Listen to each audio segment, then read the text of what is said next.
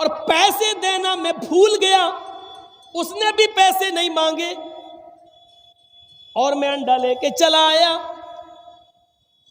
میں نے اپنی ماں کو انڈا دیا اور کہا ماں ہم نے انڈے والے کو پیسے نہیں دیے۔ ماں نے کہا شاباش بیٹا تم نے بہت اچھا کیا، اب ان پیسوں سے شام کا بھی کھانا بن جائے گا۔ ایک انڈے کی چوری کے بعد پھر میرے حوصلے بڑھ گئے، پھر میں یہیں سے چور بننے لگا اور چوری میں کامیاب ہوتے ہوتے میں ڈکیت بن گیا اور ڈاکو اتنا بڑا بنا کہ جب لوگوں سے مال چھیننے لگا اور لوگ مال دینے میں جب کترانے لگے تو ان کی جان لینے لگا۔ کسی کی جان لینا میرے لیے آسان ہو گئی اور پھر میں پکڑا گیا اور اس جرم میں مجھے آج پھانسی کی سزا سنائی گئی۔ اگر میری ماں نے 6 سال کی عمر میں جب میں نے پہلے انڈے کی چوری کی اور اس دکاندار کو پیسہ نہیں دیا، اگر میں نے انڈا اپنی ماں کو دیتے وقت اس کے بارے میں بتایا ہوتا کہ یہ چوری کا انڈا ہے اور اسی وقت ماں نے ایک تھپڑ میرے گال پہ مارا ہوتا یا میری پیٹھ پر مارا ہوتا اور میری انگلی پکڑ کر لے کر یہ پیسے اس دکان والے کو دیے ہوتے یا انڈا واپس کر دیا ہوتا تو آج میں اتنا بڑا چور اور اتنا بڑا ڈاکو نہیں بنتا۔ اس کی ذمہ دار میری ماں ہے۔ جتنے لوگ آج جو لڑکیوں سے موبائلوں میں باتیں کر رہے ہیں، واٹس ایپ کر رہے ہیں، یقیناً یہ ان کے ماں باپ کی تربیت کی کمی ہے۔ اگر ان کے باپ نے اور ان کی ماں نے اگر تربیت دی ہوتی تو جن لڑکیوں سے وہ بات کر رہے ہیں وہ ان کو اپنی بہن اور اپنی بیٹی سمجھ رہے ہوتے، اپنی بہن سمجھ رہے ہوتے، آج ان سے اشلیل باتیں نہیں کر رہے ہوتے، آج واٹس ایپ پہ گفتگو نہیں کر رہے ہوتے، آج موبائل پر گفتگو نہیں کر رہے ہوتے، آج 1-1 اور 2-2 گھنٹے ان سے باتیں نہیں کر رہے ہوتے۔ یہ تربیت کی کمی ہے، چاہے باپ کی ہو یا ماں کی ہو۔ ایک تربیت وہ تھی کہ حضرت مریم علیہ السلام مسجد کے محراب پہ بیٹھی ہوئی ہیں اور ان کے پاس بے موسم پھل آ گئے۔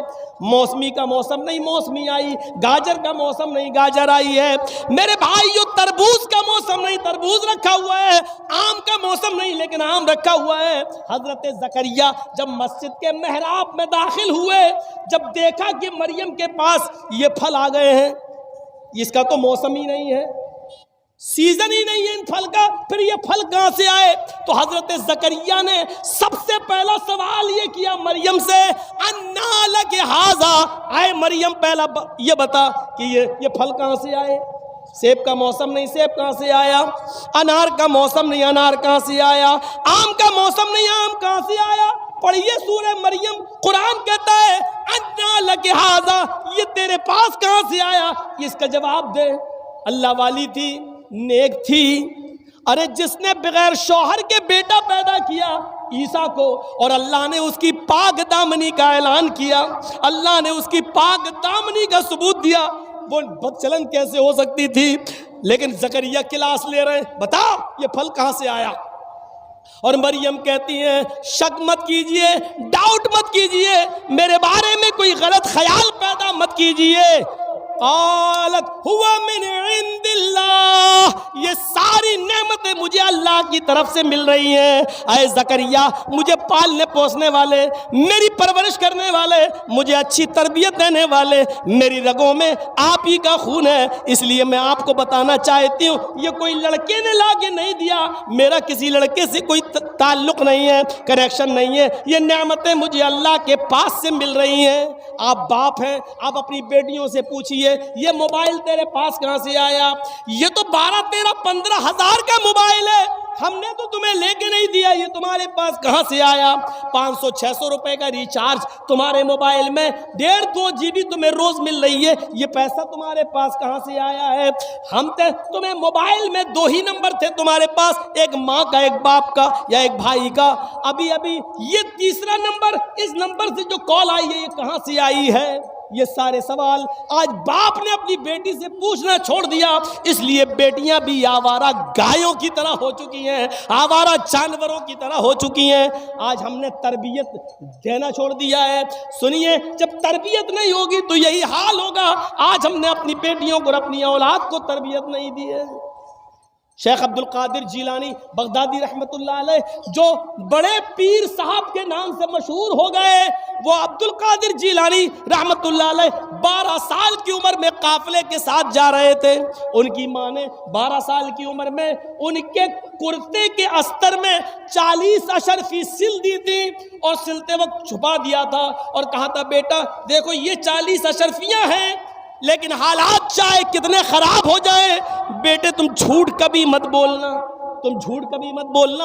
ماں اپنے 12 سال کے بچے کو قافلے کے حوالے کر رہی ہے، لیکن نصیحت یہ کر رہی ہے بیٹے حالات کتنے بھی خراب ہو تم جھوٹ کبھی مت بولنا۔ ماں جانتی ہے حالات خراب ہو سکتے ہیں، لیکن جھوٹ بول کر حالات اور خراب کر لیے جائیں گے۔ اگر اپنے آپ کو بچانا ہے تو سچ بول کر ہی بچایا جا سکتا ہے۔ میرے پیارے ساتھیوں، جب ڈاکوؤں نے اس قافلے پر حملہ کیا تو سارا قافلہ لوٹ لیا۔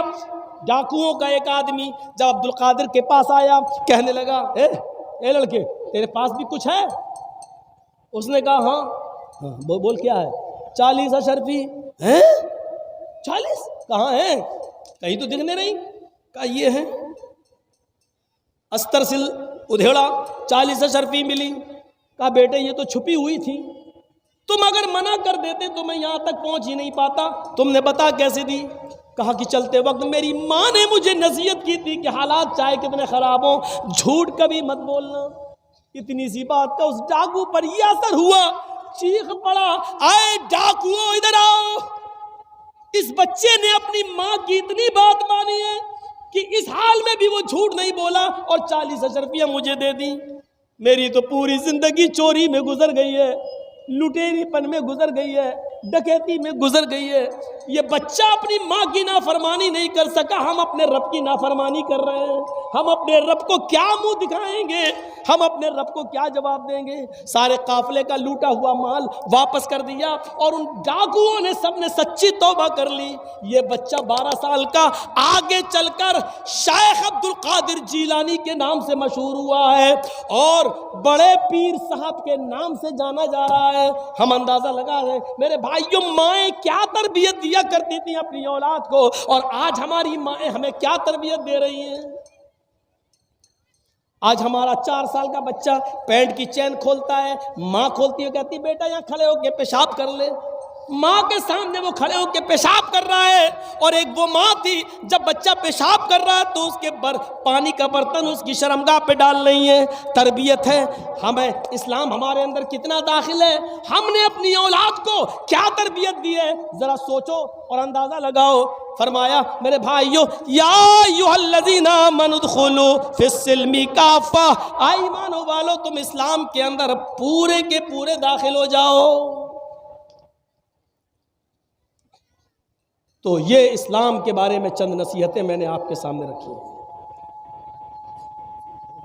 اسلام کے تعلق سے چند نصیحتیں، اور اس امید کے ساتھ کہ انشاءاللہ اسلام کا پورا اسلام ہم اپنے اندر داخل کریں گے، پانی اور رنگ کی طرح، پانی اور پتھر کی طرح نہیں کہ جب چاہو پتھر کو نکال کے پھینک دو۔ اور اب چونکہ میرا کل کا پروگرام لمبا ہے اور مجھے ابھی نکلنا بھی ہے، آپ سے چلتے وقت رخصت ہوتے وقت ایک گزارش آپ سے کر دیتا ہوں کہ جس ادارے کے لیے پروگرام کیا گیا ہے اس ادارے کو ابھی آپ کے تعاون کی ضرورت ہے۔ 2 سال کمپلیٹ لاک ڈاؤن کے بعد یہ اب ادارے کھلے ہیں، ابھی ان کو سنبھلنے میں ٹائم لگے گا، ابھی ان کو اپنی سپیڈ میں آنے میں ٹائم لگے گا۔ ادھر حالات خراب سے خراب تر ہوتے چلے جا رہے ہیں، ہمارے ملک میں بے روزگاری سب کچھ بڑھتی جا رہی ہے، لیکن اس کے باوجود لوگوں کو بے روزگاری کی فکر نہیں ہے۔ پیٹرول 100 نہیں 500 ہو جائے یہ گوارا ہے، لیکن ہندو اور مسلمان یہ ہوتا رہے اور ہم مسلمانوں کو اپنے پیروں سے کچلتے رہیں، بس اسی کو سب سے بڑی ترقی سمجھا جا رہا ہے۔